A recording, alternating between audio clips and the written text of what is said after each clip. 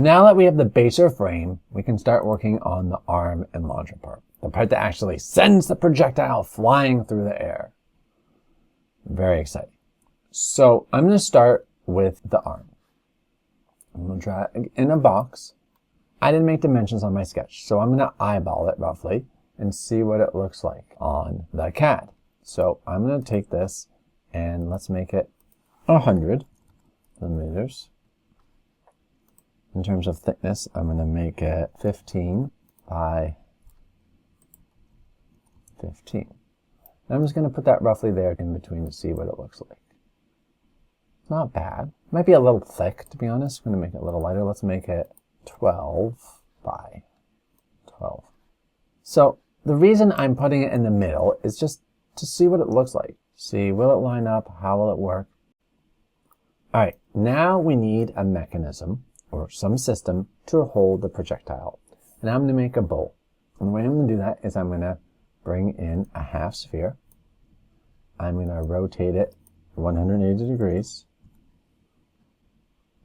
I'm going to size it. I'm going to make it 30 by 30. Let's align it this way. That looks pretty good. It's a little low. I want to make it the same height. So that's 12. There we go. I'm going to bring it in a little bit so it's easier to print. So I'm using the left arrow to line it up the way I want. Zooming in and out, orbiting and panning. That looks pretty good. Now I need to make the hole for it. So I'm going to duplicate this, turn it into a hole, and instead of 30, I'm going to make it 24 by 24. And I'm going to click on the hole, click on the outside half sphere, click align, and then I'm going to click on the half sphere so it doesn't move, and center and center. Okay, so now I'm going to group it all. And say group, and that looks great. Now there's something really important here I want you to notice, that the order you group things matters. So let's say that the first thing I did was make this hole here. So if I group this first and then line this up and group it, you notice the problem. Because I already grouped the hole with the half sphere, I have the part right here sticking out, and that's not good. So that's why it's important that I group everything together. So the order matters, because if I group this whole thing together, that hole also will delete the part of the arm that I don't want. Now I need to make some holes in this arm.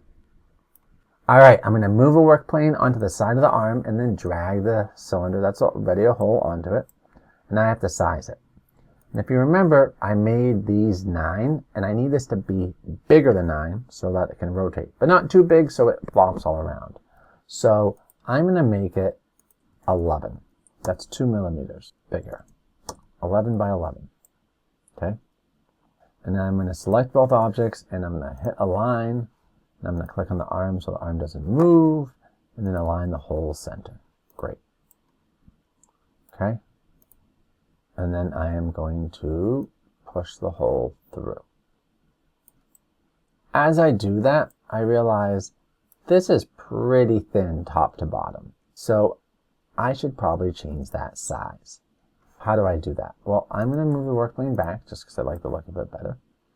And I'm going to click on this and say ungroup. And I'm going to click on the red arm.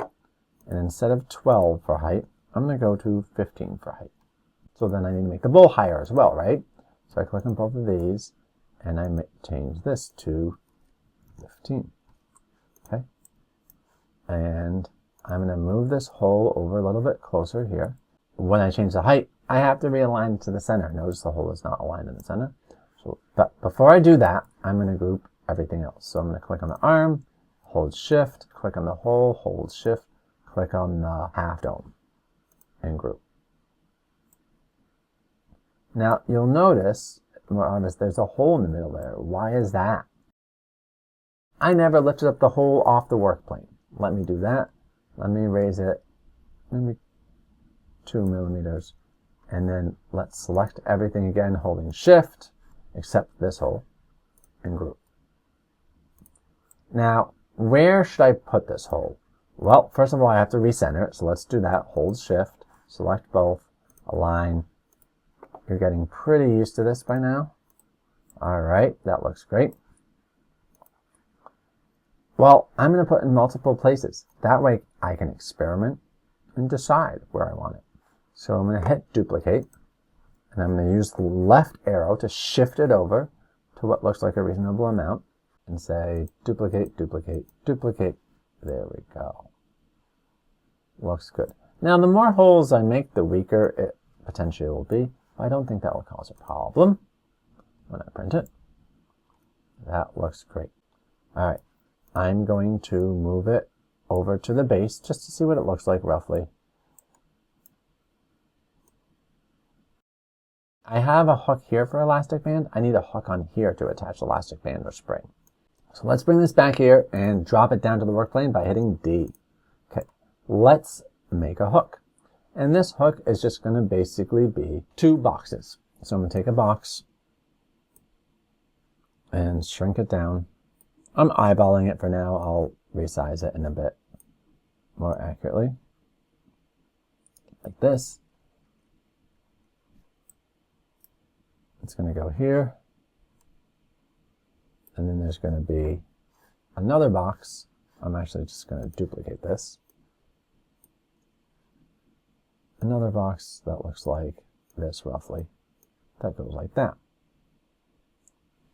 And that's my hook. This is going to be 5 millimeters.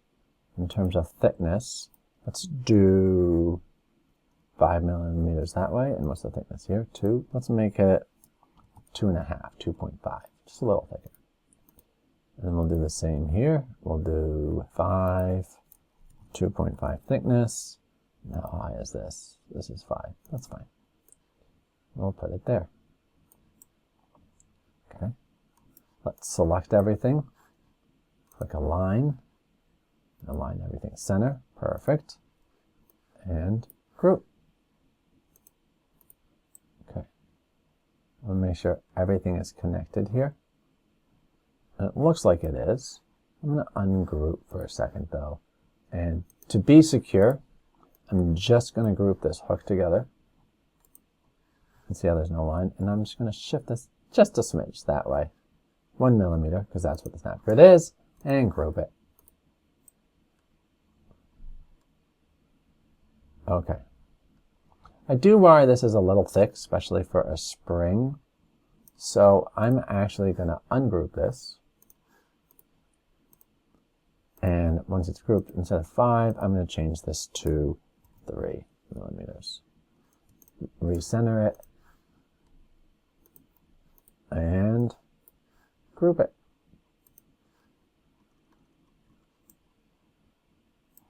All right, let's put it in the middle here. Raise it up a little bit. Zoom out and pan. Zoom in and orbit around, take a look.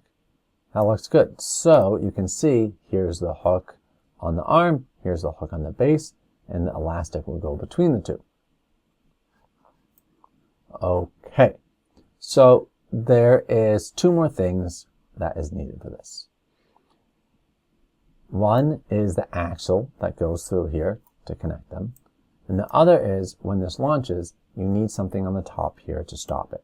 There's 2 reasons for that. 1, for the angle, to control angle, and 2, it'll also make it more secure.